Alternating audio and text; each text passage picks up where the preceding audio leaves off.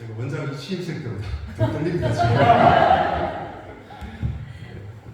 너무 젊어 보이셔서 목사님이 평균 연령이 80세라고 하시던데 평균 연령이 한 40세가 됩니다. 2024년 그 데이터로 우리 한국 이제 국민들의 평균 기대 연령이 드디어 이제 남자는 86.7세, 여자는 드디어 90세를 넘었습니다. 90.3세. 네, 그렇습니다. 근데 왜 이렇게 저희들이 기대 수명이 늘게 되었는지를 제가 좀 이따가 후반부에 말씀을 드리겠습니다. 여러분들이 오래 사시게 된 이유가 분명히 하나님께서 저희들에게 가지고 있는 기대가 있기 때문에 그렇게 하시는 것 같습니다. 제가 후반부에 말씀을 드리고 오늘 본문을 먼저 한번 살펴보면 오늘 본문은 여러분들 읽어보셨지만 베드로가 사실 결혼을 했거든요. 결혼을 했기 때문에 장모님이 되셨습니다. 근데 이 장모님이 열병을 드신 거예요. 열병이 든 장모님을 예수님이 찾아가서 낫게 해주실 그런 본문입니다. 자, 여러분, 베드로 장모님이 왜 열병이 났을까요? 베드로 장모님이 예수님을 좋아했겠습니까? 자, 여러분, 혹시 사위 있으신 분 손 한번 들어주십시오. 사위가. 자, 제 얘기 들어보세요. 사위가 있어요. 딸이 내 귀한 딸을 줬어요. 근데 이 사위가 배도 있어요. 그리고 고기를 많이 잡아왔어요. 그래서 이제 돈을 잘 벌고 있었는데 이 사위가 이상한 남자를 만나더니 갑자기 배를 팔았어요. 그리고 집에 안 들어와요. 그럼 맨날 딸이 집에서 울어요. 그럼 그 장모님 마음이 어떻겠어요? 스트레스 받겠죠. 그리고 그 자기 사위를 데리고 간 그 청년인지 누구인지 모르지만 그 사람이 사랑스러웠겠어요? 싫었겠어요? 싫었겠죠. 열병이 열받아서 낳는 병이 있지만 실제로 열병이 있었습니다. 근데 지금 여러분 연락에는 뭐 드세요? 약을 해열제 드시죠. 대표적인 해열제 타이레놀 드시죠. 코로나 때문에 굉장히 유명해진 약이 타이레놀입니다. 자, 지금은 저희들이 열이 나면 해열제를 먹고 또 해열제가 안 되는 폐렴이나 또 바이러스성 폐렴 같은 경우에는 항생제를 쓰거나 항바이러스제를 쓰게 됩니다. 그 당시 예수님 당시 AD 30년이죠. 그 당시에는 열이 나면 그 열 원인을 뭐라고 생각했는가 하면은 잘은 모르지만 피 속에 뭔가 안 좋은 게 있다고 생각을 한 거예요. 지금은 우리가 이제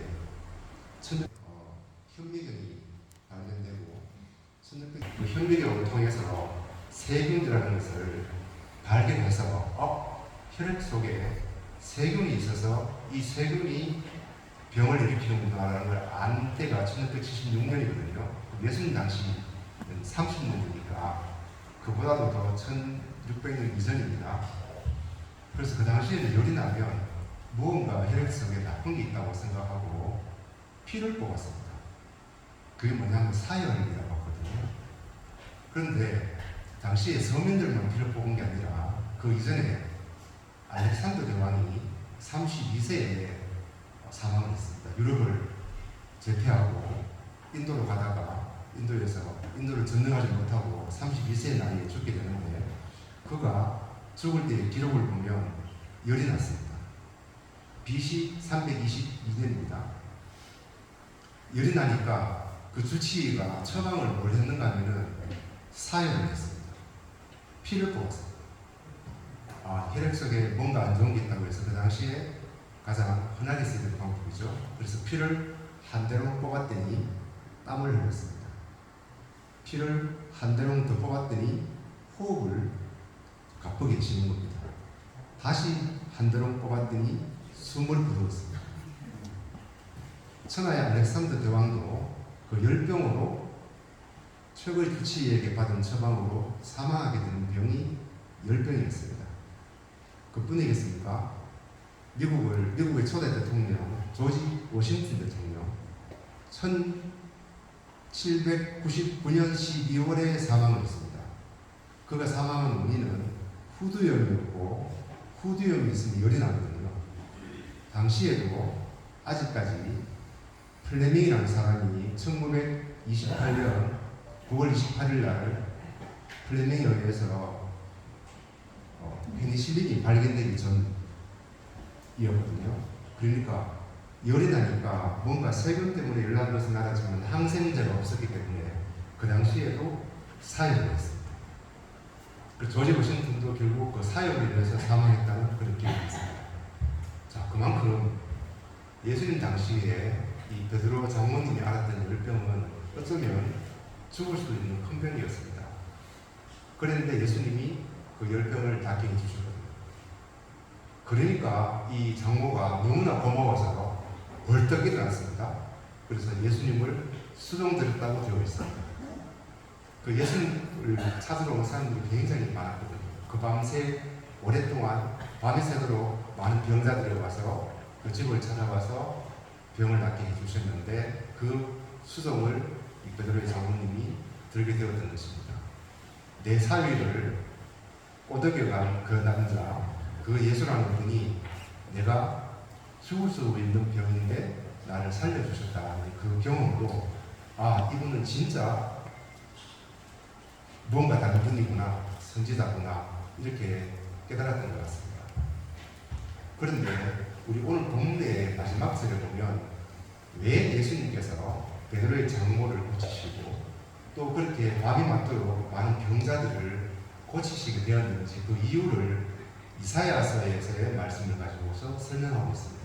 그것은 바로 예수님이 이 땅에 오신 이유가 병을 짊어지시기 위해서 오셨다는 것을 증거하기 위해서 그렇게 고치셨다고 했습니다. 자, 여러분, 예수님이 하나님의 아들이시고 이 땅에 오셨습니다. 그러면 우리를 구원하러 오셨는데 그분이 하나님이시거든요. 그럼 만일 내가 하나님이라면 이 땅에 오면 질병을 없앨 것 같습니다. 하나님이니까요. 그런데 왜 질병을 없애지 아니하시고 질병을 짊어지셨다고 할까요?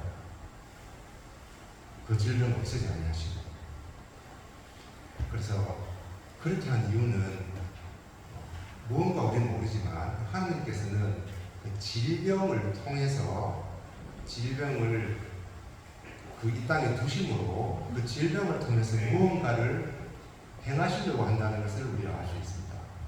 그러면 그 질병을 통해서 하나님께서는 과연 무엇을 하시려고 했을까요? 여러분 중에 아프고 싶은 사람이 있겠습니까? 그리고 저희 병원에 오시는 환자분들 중에서 선생님, 제가 너무 아프고 싶었는데 드디어 제가 병에 걸렸어요 라고 하시는 분은 한 분도 계시지 않습니다. 그분들은 예기치 않게 병을 얻게 되시고 치료를 위해서 저를 찾아오시는 겁니다. 자, 그러면 그 질병이 이 땅에 계속 있는 겁니다. 하지만 질병이 없는 곳도 있습니다. 그것은 바로 천국입니다. 천국은 질병이 없는 곳입니다. 그러기 때문에 영원히 사는 곳이죠. 하지만 우리가 이 땅을 살아가는 동안에는 천국에 가기 전이기 때문에 질병을 경험할 수밖에 없습니다. 여러분도 그런 질병의 긴 터널들을 지나왔던 과거의 경험이 있을 겁니다. 자, 그러면 왜 하나님께서는 그 질병을 없애지 아니하시고 이 땅에 두시고 예수님을 통해서 대신 짊어지게 하셨을까? 라는 것을 살펴보겠습니다. 질병을 고치시는 분은 예수님이셨습니다. 그래서 예수님 오시고 귀신 들린 자, 아픈 자들을 낫게 해주셨습니다. 그런데 그 예수님 당시에 동시대에 살았던 인물 중에 세례 요한이라는 선지자가 있었습니다. 예수님의 친척들이었죠. 자, 세례 요한이 이제 옥에 갇혔습니다.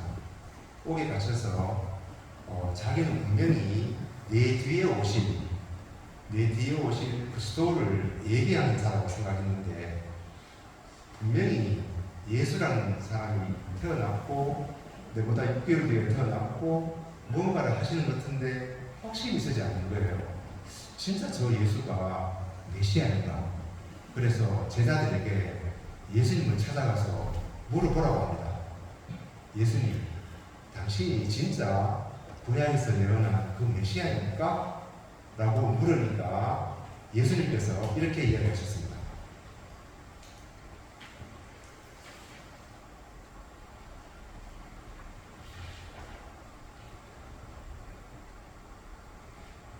마태복음 11장 5절에 보면 맹인이 보며 못 걷는 사람이 걸으며 나병 자가 깨끗함을 받으며 못 듣는 자가 들으며 죽은 자가 살아나며 가난한 자에게 복음이 전파된다라고 전해라. 이렇게 이야기합니다. 이건 이사야에서 있는 말씀입니다. 이 말씀을 세례요한의 제자에게 전하면서 내가 구약 이사야에서 예언한 그 맹인을 고치고 병을 고치고 죽은 자를 살리는 그 일을 하는 것으로 보아봐. 나는 메시아이니까 너희 스승에게 전해라. 내가 메시아다.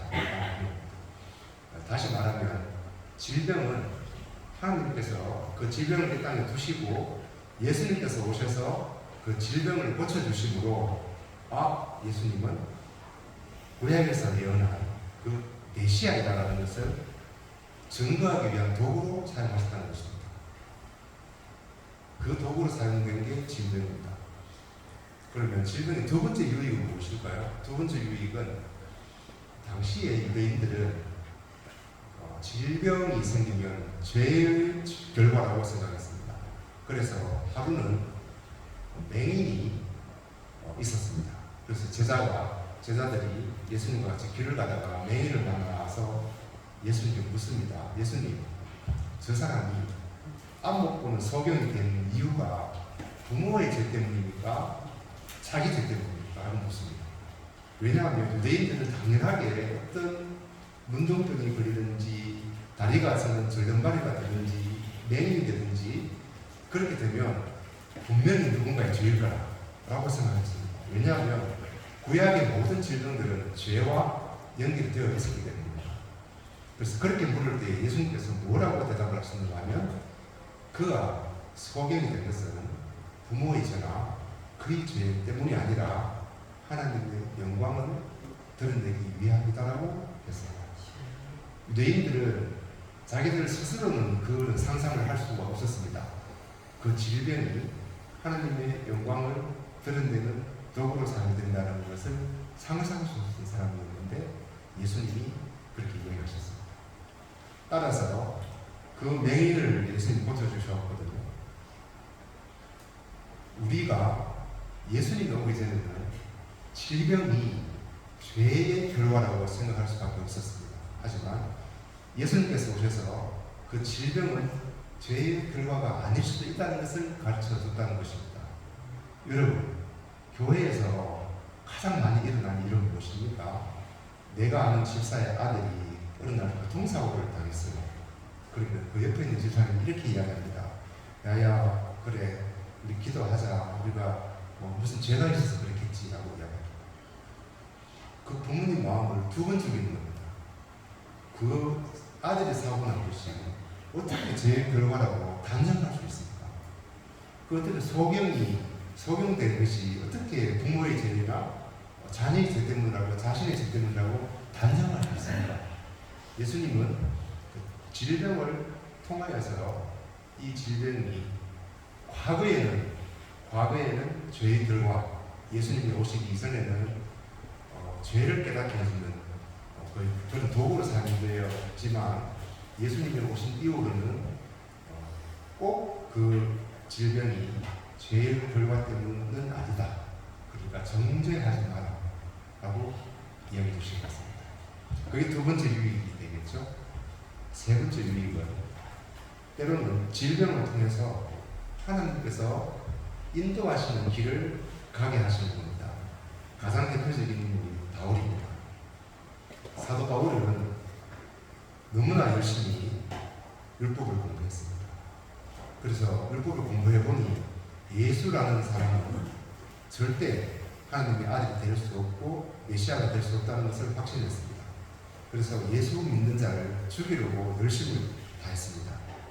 얼마나 열심을 내었던지 저 이스라엘 가장 북부지방에 있는 다메섹이라는 동네까지 가서 내가 예수 믿는 사람을 죽이겠다라고 결심하고 가는 길에 갑자기 큰 빛을 만나서 눈을 멀게 되었습니다. 앞을 못 보게 되었다는 것이 질병을 얻게 되었습니다. 그런데 그 인생이 어떻게 되었습니까?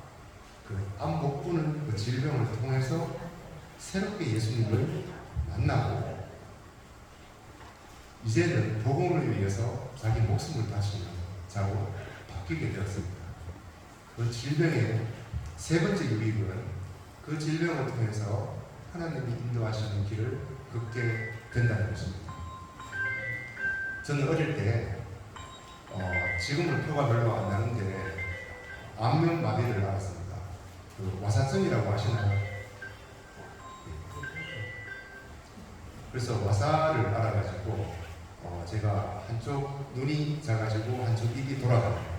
그때가 초등학교 2학년 때였습니다. 그래서 저희 교회에 아주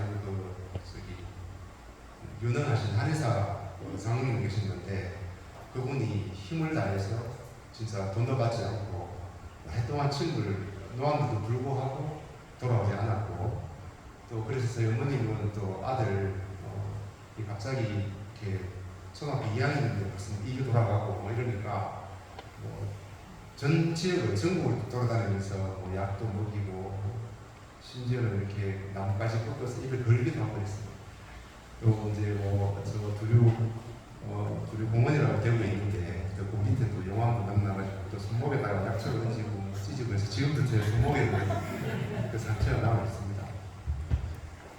초등학교 2학년 때니까 그전에 제가 되게 잘생겼었나 봅니다. 그래서 예, 제가 고향에 가면 사랑하고 오셨는데 저희 할머니 할아버지가 어느 날 갑자기 손자가 이렇게 얼굴이 이렇게 이렇게 찌그러지고 그러니까 되게 마음이 안 되셨겠죠. 자 그러다 보니까 이제 친구들 만나는 것도 있고 또 특히 여자친구 만나기가 이게 어디까지 갔는가 하면 고등학교 3학년 정도까지 표가 많이 났습니다. 그래서 그러다 보니까 제가 어쩔 수 없이 공부를 하게 됐어요. 다른 친구들은 다 잘생기고 그래서 여자친구도 많이 만나고 그랬는데 저는 그러다 보니까 제가 좀 공부를 하게 되었고 그래서 제가 의사가 되었는지 모르겠습니다. 예, 지금 생각하면 질병 가운데 있을 때에는 내가 왜 그 속에 있는지 잘 모릅니다. 모를 수밖에 없고 모르는 게 정상이 있다. 그러니까 여러분 누가 혹시 아프거나 그렇게 있을 때 절대 옆에서 네가 뭐 때문에 아프다고 이야기 절대 하지 마세요. 알 수 없는 거예요. 그 질병의 속에 숨어있는 큰 뜻은 나중에 알 수 있습니다. 10년이 지나고 20년이 지나고 나중에 하나님이 깨닫게 해주시는 게 그게 진짜지 그 당시에는 알 수 없습니다. 의사도 알 수 없습니다. 치료할 수가 없지. 여하튼 저는 그 안면마비가 그 기간 동안은 하나님의 뜻을 알 수 없었습니다. 그런데 시간을 지나보니 그 일을 통해서 하나님께서 지금 이 길을 걷게 하신 것 같습니다. 그래서 제가 아들이 하나, 딸 하나인데 제 아들이 중학교 2학년을 되었는데 여드름은 너무 심한 거예요.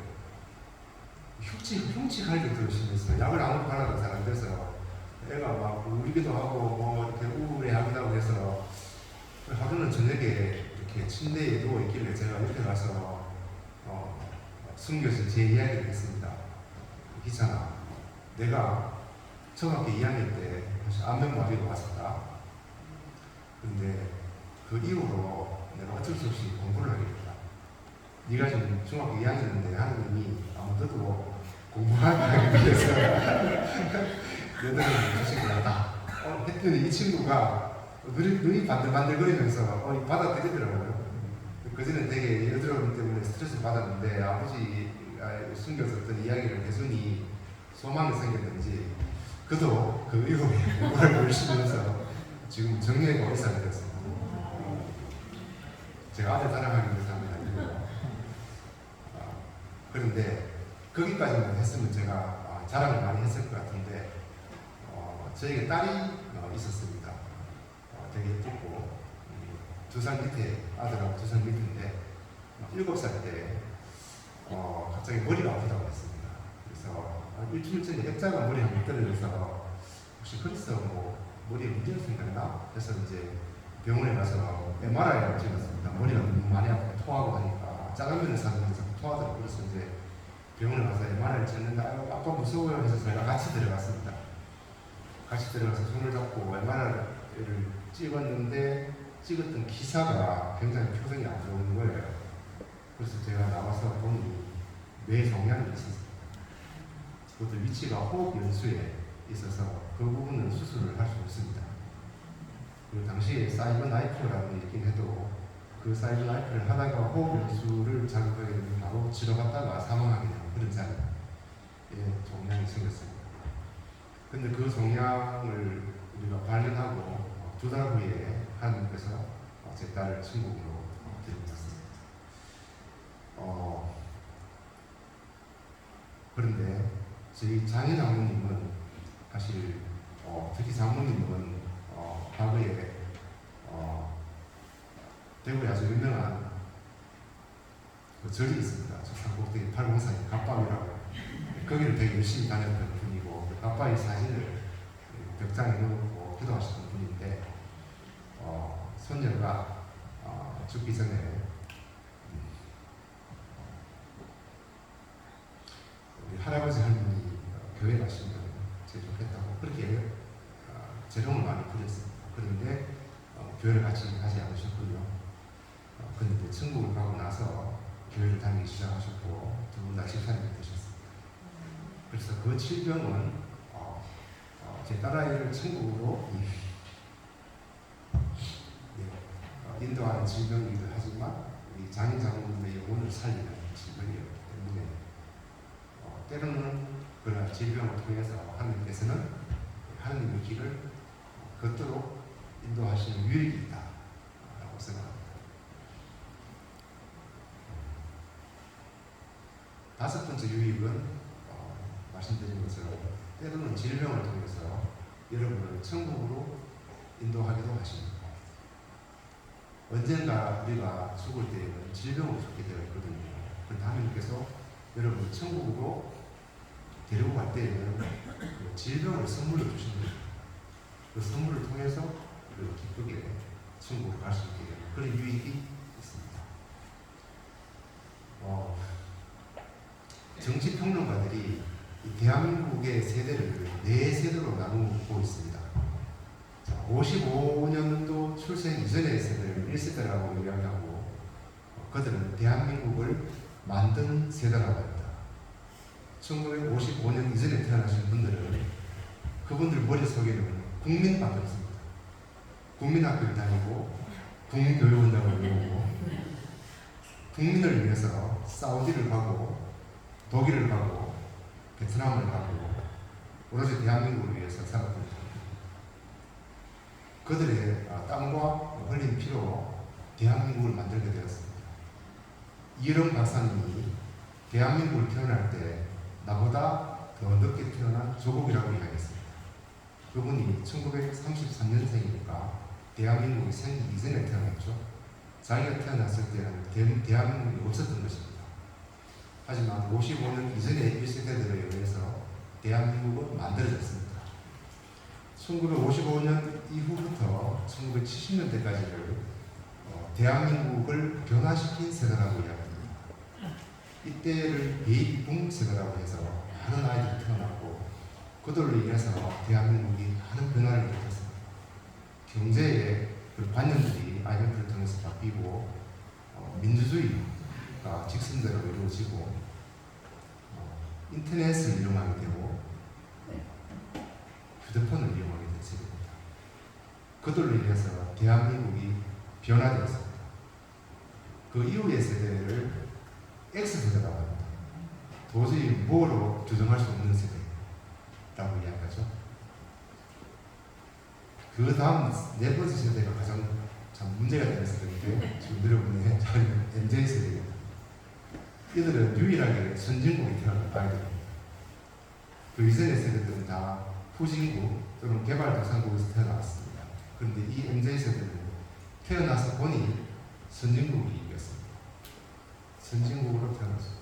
그러니까 걔들은 열등감이 없습니다.